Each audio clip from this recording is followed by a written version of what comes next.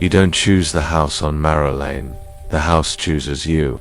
That is the only truth anyone in Black Hollow will tell you about 47 Marrow Lane, and even then they say it looking over their shoulders, as if the words themselves might be overheard. The for sale sign went up on a morning so cold the metal stake frosted over. 33 years since the Hargroves disappeared.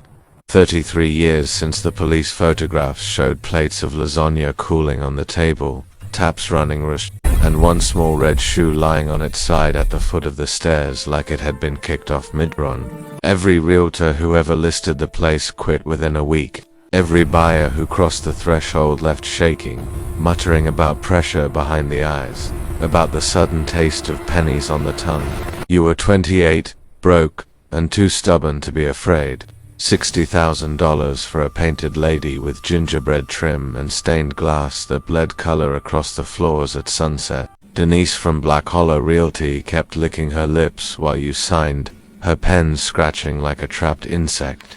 "You sure you don't want another walkthrough?" she asked. "Daylight's kinda." You told her you'd already spent a full night there alone, just to prove the stories were bullshit. Nothing had happened except the deepest, dreamless sleep of your life. You woke refreshed, almost drugged with rest. That should have been the first real warning, but you mistook it for victory. You moved in on a Wednesday that smelled of snow that refused to fall. By Friday the house had begun its courtship. Drawers glided like they were oiled yesterday. The ancient furnace purred like a cat. Every lamp glowed steady and warm. You laughed at the town's ghost stories and toasted the house with cheap Merlot. It felt like the building was leaning in to listen.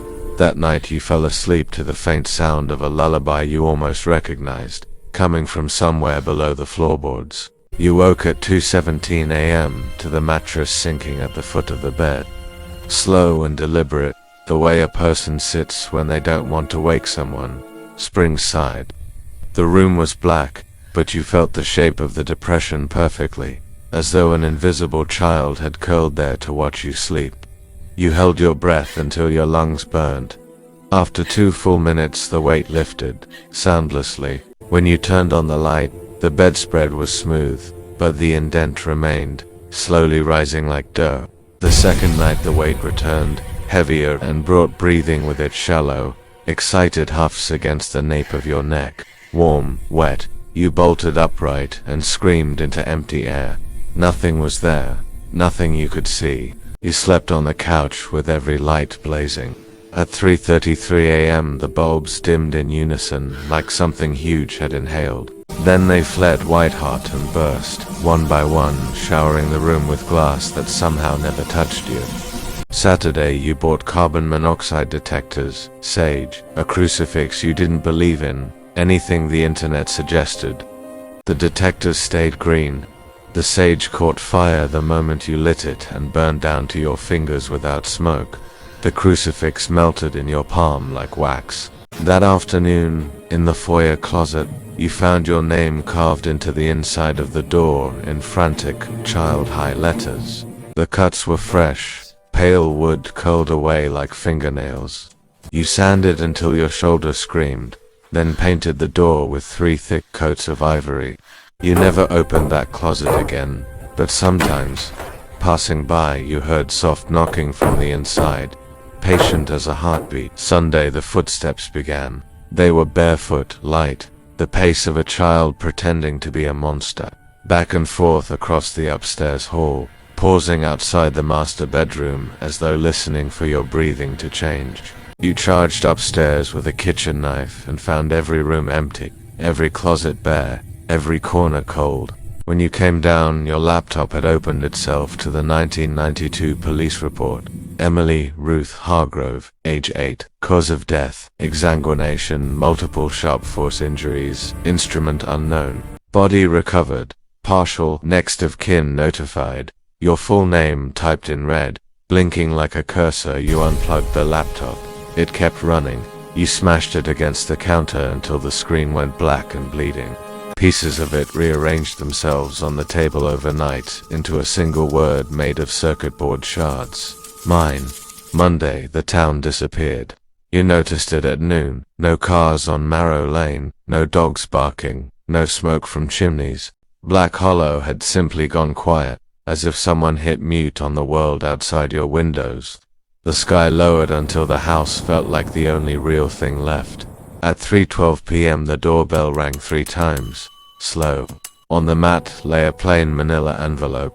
Inside, a Polaroid of you asleep in the four-poster, mouth slightly open, taken from directly above. The timestamp read to 17 a.m. on the back, in purple crayon that smelled like spoiled fruit. We waited so long, you came back. You called 911. The line was open, but no one spoke on the other end. You only heard small, wet breathing. 2 officers came an hour later. They walked the house with the bored confidence of men humoring a crazy person. Officer Rawlins stopped in the foyer, staring at the freshly painted closet door. "My grandma cleaned here," he said, voice low. "She told my mom the little girl used to stand in that closet for hours, whispering to the walls. Said the house was teaching her a new name to replace her own. Grandma found her one day with her fingernails gone, scratching something into the wood. When she asked what it was, Emily said, 'The house is almost finished learning me.' Grandma never came back."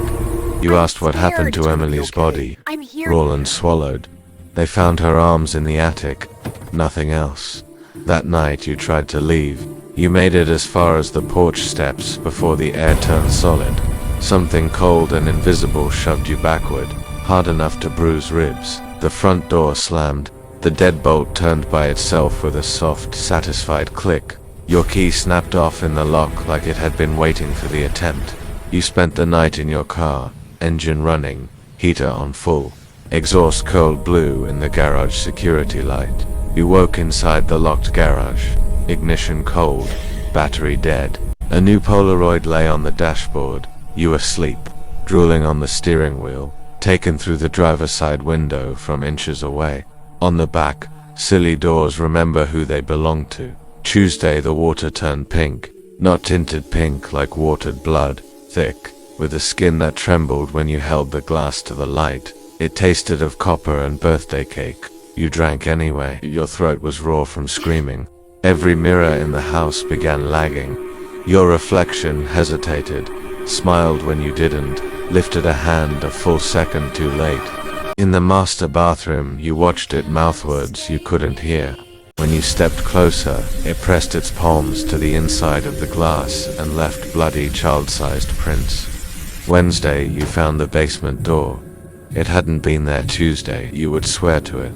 A narrow panel in the kitchen wall had become a door. Black wood, no handle, only a keyhole shaped like an open, screaming mouth. Warm air pulsed out of it, carrying the smell of wet pennies and warm milk. When you put your ear to the keyhole, you heard many small voices counting, very fast, in a language that hurt to understand. That night, the power died forever. Not a flicker, absolute dark, the kind that has weight. Your phone flashlight lasted 11 seconds before the battery plummeted to 0%. In that last cone of light, you saw them for the first time, dozens of children standing shoulder to shoulder in the hallway.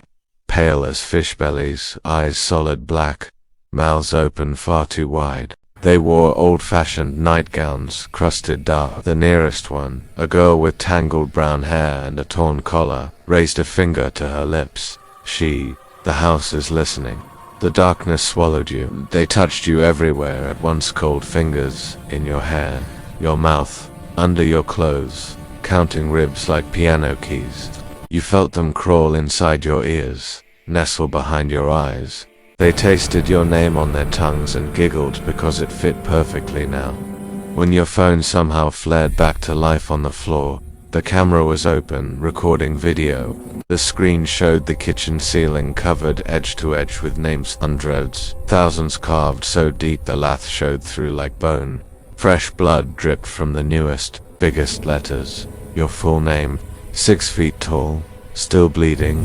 Thursday you tried to burn it all. You dragged furniture to the living room, poured the lawnmower gas, lit the match. Flames leaped high and hungry. For one heartbeat the house screamed a real, human scream from every wall at once. Then every window exploded inward. A wind came from nowhere, arctic and roaring, carrying the sound of 1,000 children laughing. The fire guttered out as if drowned. Gasoline vanished from the carpet, sucked into the grain of the wood like water into sand. When the wind died, the children were sitting in a perfect circle around you. You could see them clearly now. Translucent skin, black stitches where mouths should end, nightgowns dripping something darker than blood. The girl with tangled hair crawled forward on all fours. "You can't leave," she said, and her voice came from your own throat, raw from screaming. The house digested the others too fast. "You're lasting longer. That means you're special." You asked what they wanted, though you already knew. She smiled until the corners of her mouth tore. "We want to play forever. The name game, the hiding game, the cutting off pieces, until you forget which ones were yours game." Friday collapsed. Clocks spun backward. The sun became a dim red coin that never moved. You curled in the pantry with canned food you couldn't eat, listening to them scratch your name into the inside of your skull with what felt like ice picks. Every letter burned. At some point minutes later, centuries later, the front door opened. Adult footsteps, uncertain, a man's voice, nervous but real. "Hello. Black Hollow Realty sent me. Something about smoke damage. Anyone home?" You tried to scream. Your voice was gone. They were using it upstairs to practice pronunciation. The footsteps climbed slowly, a pause on the landing, then a soft, wondering, "Jesus Christ," a wet sound, like celery snapping in a closed fist. Silence. Much later the basement door opened by itself. Warm light spilled up the stairs, yellow and welcoming, the color of childhood kitchens. The girl stood at the top, holding a dripping bundle wrapped in a cheap sport coat. "The realtors, the one with the bank logo. Come downstairs," she sang in your stolen voice.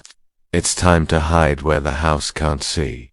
You went. There was nothing left to refuse with. They led you past the furnace to a wall that sighed open like a mouth. A narrow staircase spiraled down forever, steps slick with something that steamed. The air grew warmer, thicker, until it felt like breathing soup. At the bottom was a perfect replica of your kitchen on the day you moved in. Sunlight pouring through lace curtains, table set for one, calendar frozen on November 17th.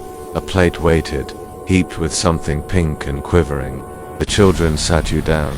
Dozens of small hands stroked your hair, your cheeks, your eyelids.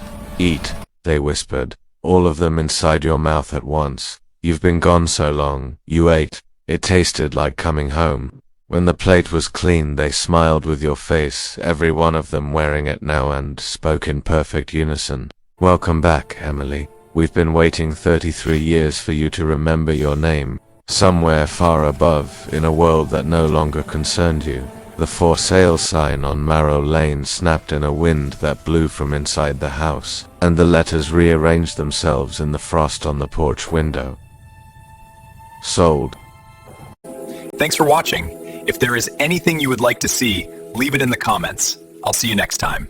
I can't wait.